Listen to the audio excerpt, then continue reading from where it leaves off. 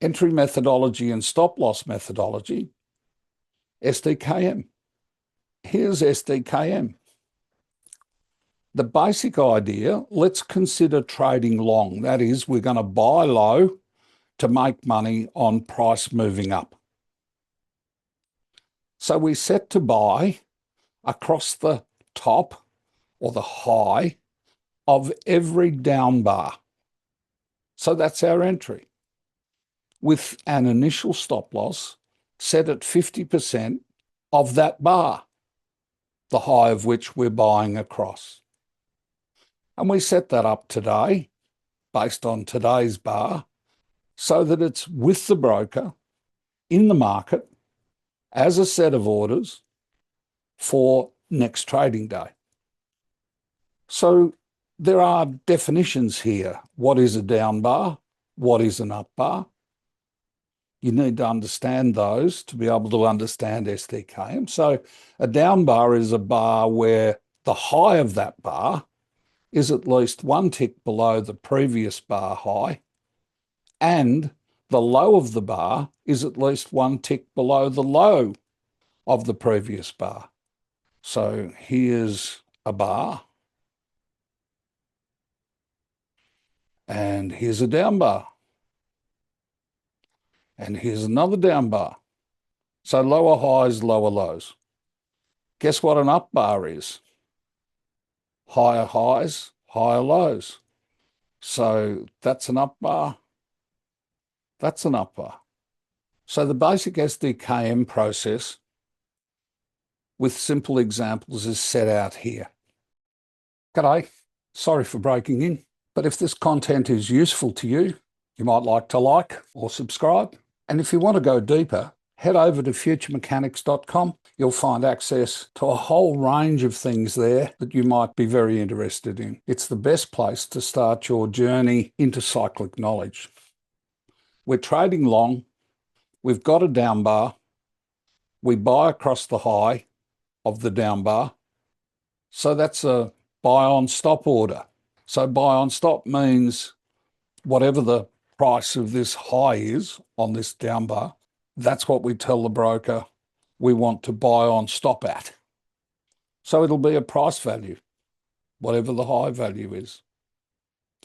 And then high plus low divided by 2 gives us the midpoint of the bar, or the 50%. And that's a relatively small stop loss. That's risk management. Keep the potential losses really small. Well, next day we get another down bar.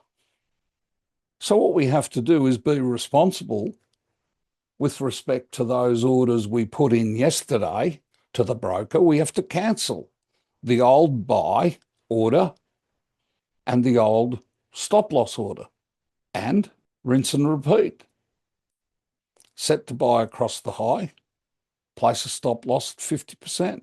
It's mechanical. And whoosh bar, we're in. Now, when the buy order is executed, in other words, price goes above the high of the previous bar, then the stop loss is in place. Until the buy order is executed, the stop loss is not active.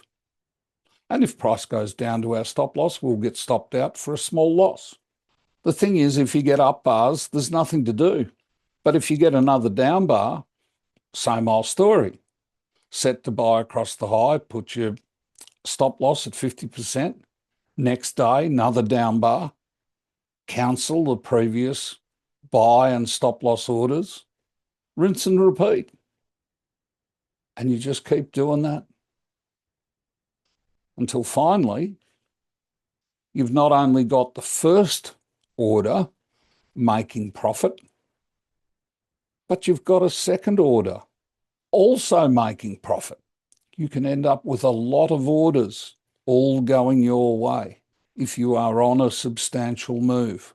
And that gives you a clue as to the sort of trading that I do and where those campaigns' profits come from.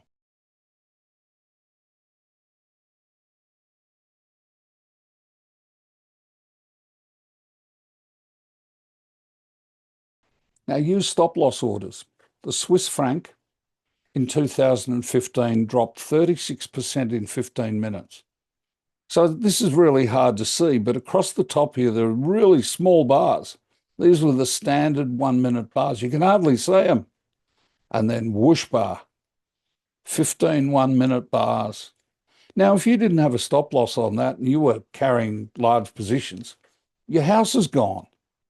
Well, hello, people who get themselves into that sort of situation, who don't understand stop loss orders, who don't put stop loss orders on, they are risking their wealth.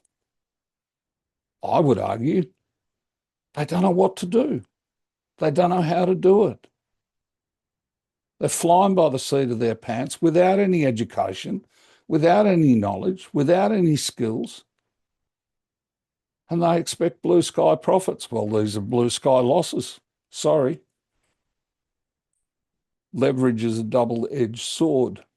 But you can protect yourself from this sort of thing.